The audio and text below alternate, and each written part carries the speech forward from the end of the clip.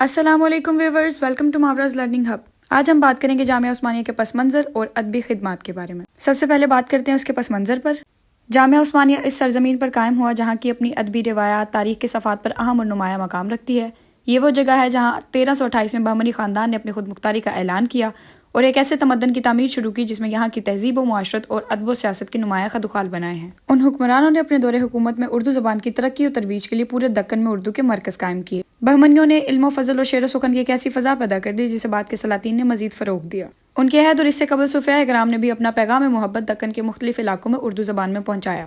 شیخ عین الدین گنج العلم، خواجہ بندہ نواز گیسو دراز، شمس الاشاق شامیرہ جی اور برہان الدین جانم نے تصوف سے متعلق چند مختصر نظم و نثر میں رسالے تصنیف کی۔ اس سلطنت کے کمزور ہونے کے بعد دکن میں 5 نئی سلطنتیں وجود میں آئیں اور یہ سلطنتیں بیجاپور میں عادل شاہی، گولکنڈہ میں قطب شاہی، احمد نگر میں نظام شاہی، برار میں اماد شاہی اور بیدر میں بریدر شاہی کے نام سے قائم ہیں۔ عادل شاہی عہد 1390 سے لے کر 1486 پر مشتمل ہے۔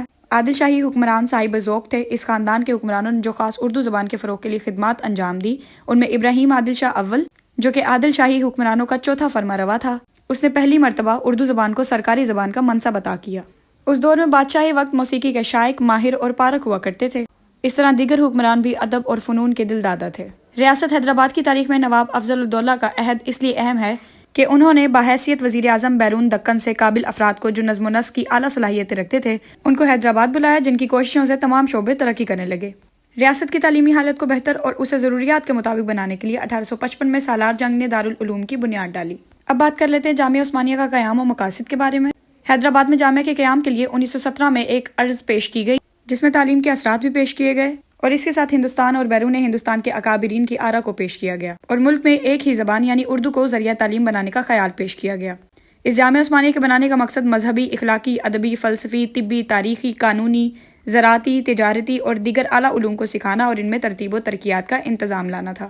جامعہ کے قیام کا بنیادی مقصد جس پر تعلیم کا دار و مدار تھا وہ یہ کہ دیگر زبانوں کے علوم و فنون کو اردو میں منتقل کرنے کا کام کیا جائے۔ جامعہ کی تعلیم کا ذریعہ چونکہ اردو زبان رکھا گیا تھا، اس لیے دیگر علوم کی سائنسی کتابوں کے ترجمے کے لیے ایک شعبہ تراجم و تالیف کا قائم کیا گیا جس کو دارالترجمہ کا نام دیا گیا اور اس کے ساتھ اس شعبہ کی مجالس اور وضع اصطلاحات کا کام بھی عمل میں لایا گیا۔ اب اس کے اہم حصے یعنی دارالترجمہ کا قیام کے بارے میں بات کر لیتے ہیں۔ جامعہ کے قیام کے بعد اردو کو ذریعہ تعلیم بنانے کے لیے ہر شعبے کی کتابوں کے ترجمے کی ضرورت تھی۔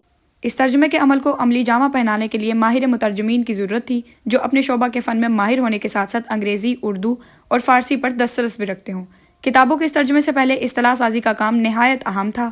ترجمہ کے اس کام کے پس منظر کو دیکھا جائے تو اردو کتابوں اور علوم و فنون کے تراجم کی ضرورت کو نواب فخر الدین خاں بہادر نے ایک صدی قبل ہی محسوس کر لیا تھا اور اس دور میں انہوں نے اپنی قائم کردہ درسگاہ مدرسہ فخریہ میں تراجم اور تدوین و تالیف کا کام خود بھی کیا اور کروایا بھی تھا۔ جامعہ عثمانیہ کے قیام کی عرض کو جب پیش کیا گیا تھا تو اس وقت دارالترجمہ کے قیام کے متعلق بھی بیان کیا گیا تھا جس کا ذکر یوں کیا گیا کہ ایک شعبہ تالیف و تراجم کا قائم کیا جائے جو مغربی زبانوں سے اعلیٰ درجے کی تصانیف ترجمہ کر سکے، جس سے ادارے کو اپنی زبان میں ایسا سرمایہ میسر ہو جائے گا جو یونیورسٹی کی ضروریات پوری کر سکے گا۔ ترجمہ کا طریقہ کار یہ رکھا گیا کہ جامعہ کی مختلف مجالس نصابی اپنی ضروریات کی کتابیں منتخب کرتی اور مجالس اعلیٰ سے منظوری حاصل کرنے کے بعد ان کی یہ تحریک دارالترجمہ کو روانہ کر دی جاتی۔ دارالترجمہ میں 2 قسم کے مترجم تھے، داخلی اور بیرونی۔ ایک وہ جو خود محکمہ کے رکن تھے جبکہ دوسرے بیرونی اصحاب جن میں زیادہ تر پروفیسر اور ماہرین شامل تھے۔ رکن دارالترجمہ اراکین طب، فلسفہ، سیاسیات، تاریخ، ریاضی، معاشیات اور قانون جیسی کتابوں کا ترجمہ کرتے تھے، جبکہ باہر کے مترجمین طبیات، کیمیا، نباتات، حیوانیات اور انجینئرنگ جیسی کتابوں کا ترجمہ کرتے تھے۔ مکمل ترجمہ کے بعد یہ کتب نظر ثانی کے لیے جامعہ کے مقرر کردہ ناظر کو بھجوائی جاتی تھی۔ نظر ثانی اور مذہبی و ادبی نکتہ کی جانچ پڑتال کے بعد یہ مسودہ مطبع خانے کو روانہ کیا جاتا تھا۔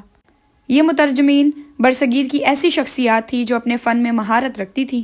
دارالترجمہ کی ابتدائی اراکین کی فہرست میں مولوی عبدالحق، قاضی محمد حسین، چودھری برکت علی، محمد الیاس، ظفر علی خان اور عبدالحلیم شرر وغیرہ جیسی شخصیات شامل تھی اور ان تراجم کے لیے بطور ناظر حیدر یار جنگ جیسی شخصیات کو چنا گیا۔ قاضی محمد حسین جو ریاضی میں ماہر تھے اور کلیہ جامعہ عثمانیہ کے صدر بھی تھے اور ریاضی کے پروفیسر، لیکن ساتھ ہی ساتھ ترجمہ کا کام بھی کرتے تھے اور انہوں نے ریاضیات اور انجینئرنگ سے متعلق 16 کتابیں اردو میں منتقل کی۔ اس کے بعد آ جاتے ہیں چودھری برکت علی جنہوں نے حیدرآباد سے پہلے علی گڑھ میں سائنس کے مسلمہ استاد تھے اور اردو میں سائنس کی تعلیم کو عام کرنے میں نمایاں خدمات انجام دی تھیں اور کلیہ جامعہ عثمانیہ میں پروفیسر بھی تھے اور طبیات اور کیمیا سے متعلق 14 کتابیں لکھی۔ عبدالماجد دریابادی اردو کے مایہ ناز انشا پرداز تھے، عالم وقت کہلاتے تھے اور فلسفہ اور نفسیات پر ان کی اردو کتابیں غیر معمولی شہرت کی حامل ہیں۔ سید ہاشمی فرید آبادی ابتدا میں مولوی عبدالحق کے ساتھ انجمن ترقی اردو میں کام کر چکے تھے اور تاریخی مضامین کی تالیف و ترتیب کا انہیں اچھا سلیقہ تھا، اور دارالترجمہ کے لیے انہوں نے 16 کتابیں ہندوستان اور یورپ کی تاریخ سے متعلق لکھی۔ مترجمین کی فہرست بہت طویل ہے، اس میں 100 سے زیادہ برصغیر ہند کی چوٹی کے عالم شامل تھے۔ ان کے نام ہی اس بات کی ضمانت ہے کہ حیدرآباد کے دارالترجمہ کے لیے ہندوستان کے بہترین علماء کی خدمات حاصل کر لی گئی تھی۔ اب بات کر لیتے ہیں مجلس وضع اصطلاحات کی۔ یورپی علوم و فنون کی مستند کتابوں کے اردو ترجمہ کے لیے جب دارالترجمہ کا قیام عمل میں آیا تو اس کے ساتھ ہی ترجمہ کے کام کو عملی طور پر آگے بڑھانے اور اس میں سہولتیں پیدا کرنے کے لیے مجلس و وضع اصطلاحات بھی قائم ہوئی۔ اردو زبان میں سائنسی علوم کی تعلیم کے لیے سب سے مشکل منزل علمی اصطلاحوں کی ہے۔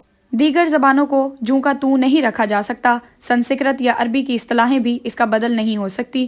اصطلاحات ایسی ہونی چاہیے تھی جو طلبہ کے لیے آسان ہو اور جس مفہوم کے لیے اس کو وضع کیا گیا ہو وہ مفہوم سمجھا سکیں۔ اس کام کے لیے انسانی اصولوں سے بھی واقفیت ضروری تھی اور رواداری کے ساتھ ہر زبان سے استفادہ حاصل کرنا لازم تھا۔ چنانچہ اس مقصد کے لیے دارالترجمہ کے ایک شعبہ کے طور پر مجلس وضع اصطلاحات بھی وجود میں آئی۔ مجموعی طور پر دیکھا جائے تو حیدرآباد کی حکومت مرکزی تسلط میں آنے کے بعد سے اس کے کئی منفی اثرات جامعہ عثمانیہ پر پڑے، جس سے اس ادارے میں کئی پرانی روایات ختم ہو گئی۔ جامعہ کا بنیادی امتیاز اردو زبان ذریعہ تعلیم تھی، مگر یہاں تمام شعبوں میں انگریزی کو ہی لازمی ذریعہ تعلیم قرار دیا گیا۔ یوں جامعہ کا وجود تو برقرار رہا، مگر اس کے لیے دارالترجمہ اردو کا وجود ہمیشہ کے لیے مٹ گیا۔